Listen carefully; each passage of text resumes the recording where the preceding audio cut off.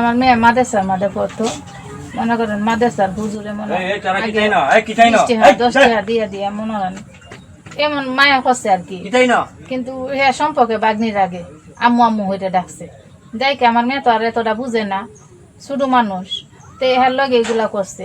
তো করার পরে আমি মনে করেন অনেকদিন পর আমি বাড়িতে আইছি, আইসি আর তার কাছে একদিন শুয়েছি, শুয়ার পরে মনে করেন হাত পড়ছে হের পেটের উপরে, আমার বোঝা গেছে হের পেটটা একটু বড় বড়। তো আমি ডাক্তারের কাছে গেছি, ডাক্তারও বলছে বলে 6 মাসের প্রেগনেন্ট। তো 6 মাসের প্রেগনেন্ট এই দিনে কিন্তু এর বাইয়ান থেকে ফলাতো। কোথা থেকে আসছো? সে বললো যে ঢাকায় চলে গেছিলাম, এখন নানা ভাই জোর করে নিয়ে আসছে আমারে। যে মেয়েটা এখানে আসতে চাইছিল না তাকে কেন জোর করে আনা হলো। পরবর্তীতে আমরা এটাও জানতে পারি যে এই মেয়েটা তার এই নানার সাথে রাতের বেলা ঘুমায়। রূপায়ণ lake castle, welcome to the land of piece. আজকে আপনাদের সামনে খুব গুরুত্বপূর্ণ এবং মর্মাহত একটি বিষয় নিয়ে কথা বলতে আসছি। আমি কথা বলতে পারতেছি না, অসুস্থ। তারপরেও যদি কিছু না বলি তাহলে আপনারা হয়তো আমাকে সন্দেহ করতে পারেন, তাই আমি আমার কিছু কথা আপনাদের সাথে শেয়ার করার প্রয়োজন মনে করলাম। বিষয়টা হচ্ছে যে আপনারা দেখতে পাচ্ছেন যে সামাজিক যোগাযোগ মাধ্যমে আমাকে নিয়ে একটা বিষয় ভাইরাল হয়েছে, বিভিন্ন পত্রপত্রিকায় সেগুলো হয়তো প্রচার হচ্ছে। তো আমি আপনাদের বলবো যে এই বিষয়টার সাথে, যে বিষয়টা মেঘলা নামক একটা মেয়ে এবং আমার ছবি দিয়ে যে একটা অপপ্রচার করা হচ্ছে, অপবাদ রটানো হচ্ছে, এটার সাথে আমি কোনোভাবেই সম্পৃক্ত না। আমি এটার বিষয়ে কিছুই জানি না। আমি যদি বলি তাহলে বলবো যে এই মেয়েটা আমাদের এখানে পড়াশোনা করেছে, গত বছর পড়েছে এবং এর আগের বছরও পড়েছে। তো এর আগের বছর পূর্ণ বছর পড়াশোনা করার পরে সে আমাদের মাদ্রাসা থেকে চলে যায়। তো পরবর্তী বছর যখন মাদ্রাসা শুরু হলো তখন আমরা খোঁজ নিয়ে জানতে পারলাম যে কে কে আসে নাই। তো যারা যারা আসছে না তাদের মধ্যে সেও একজন ছিল, যে সে এখান থেকে চলে গেছে অন্য কোথাও। তো খবর নিয়ে জানতে পারলাম সে ঢাকা চলে গেছে, তার বাবা মার সাথে থাকে। বাবা মা সৎ বাবা এবং মা অন্য কোথাও আগে বিয়ে বসছিল।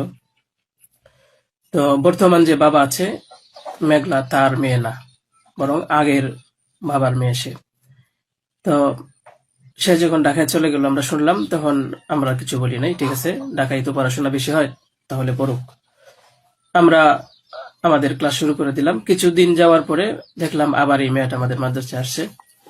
তো আসার পরে জিজ্ঞাসা করা হলো যে কেন, কি অবস্থা, কোথা থেকে আসছো? সে বললো যে ঢাকায় চলে গেছিলাম, এখন নানা ভাই জোর করে নিয়ে আসছে আমারে।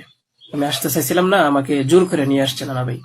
দেশবাসী, আমি আপনাদের সাথে শুধু এই কথাটাই বলতে চাই যে যে মেয়েটা এখানে আসতে চাইছিল না, চাচ্ছিল না, তাকে কেন জোর করে আনা হলো।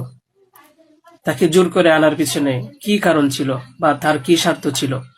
পরবর্তীতে আমরা এটাও জানতে পারি যে এই মেয়েটা তার এই নানার সাথে রাতের বেলা ঘুমায়। সে নিজেই বলছে। কেন বলছে? যখন আমরা জিজ্ঞাসা করলাম যে তুমি হিজাব পরো না, অন্য মেয়েরা হিজাব পরে, তুমি বুরকা পরো না, অন্য মেয়েরা বুরকা পরে, কারণ তার চলাফেরা সম্পূর্ণ আলাদা ছিল। আপনারা চাইলে গ্রামে গিয়ে মাদ্রাসার ছাত্রছাত্রী যারা আছে তাদের সাথে কথা বলে দেখতে পারেন যে সে সম্পূর্ণ আলাদা ছিল। তার কোনো কিছুই আমাদের কমনের ভিতরে ছিল না, আমরা তাকে কন্ট্রোল করতে পারতেছিলাম না।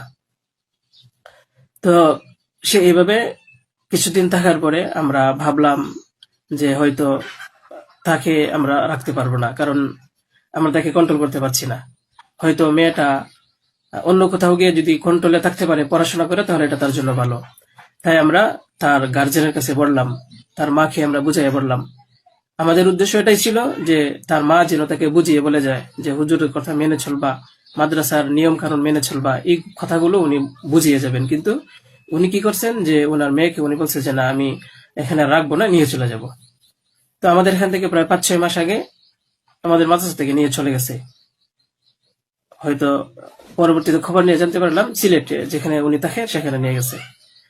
তো নিয়ে যাওয়ার পরে এখন কিছুদিন আগে আবার আসছে, এসে বলতেছে যে এই দুর্ঘটনা, যে খুব বড় সমস্যা। যে কথাটা শোনার পরে আমার মতো একজন সাধারণ মানুষ, আমি আর সহ্য করতে পারছি না, আমি আর নিজেকে ঠিক রাখতে পারি নাই।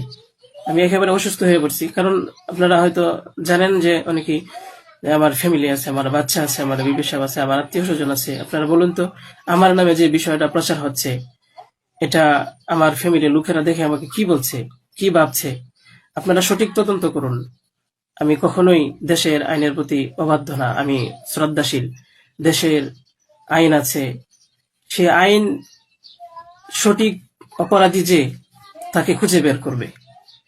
আপনারা অপরাধী খুঁজে বের করার আগেই যদি আমাকে অপরাধী বানিয়ে ফেলেন, তাহলে তো আসল অপরাধী পার পেয়ে যাবে, আসল অপরাধী তো ছাড়া পেয়ে যাবে। আপনাদের কাছে আমি অনুরোধ করে বলি, আপনারা আসল অপরাধীকে খুঁজে বের করুন। টেস্ট করা হোক যে আসলেই এ বাচ্চা বাবাকে। আপনারা আমাকে টেক দিচ্ছেন, বিভিন্ন পত্রপত্রিকায় টেলিভিশনে বলা হচ্ছে। আমি আপনাদের কাছে শুধু এই কথাগুলি বলবো যে আল্লাহ তাআলার বিচারের উপরে যদি শ্রদ্ধাশীল থাকেন, এই বিশ্বাস করেন, তাহলে আমাকে নিয়ে আর এরকম কাজ করবেন না। আপনারা সঠিক তদন্ত করে সঠিক অপরাধীকে খুঁজে বের করুন। আমি আপনাদের সামনে আর কথা বলতে পারতেছি না। আপনারা সবাই ভালো থাকবেন, ইনশাল্লাহ পরবর্তীতে আরো কথা হবে ইনশাল্লাহ। আসসালামু আলাইকুম ওয়া রাহমাতুল্লাহ।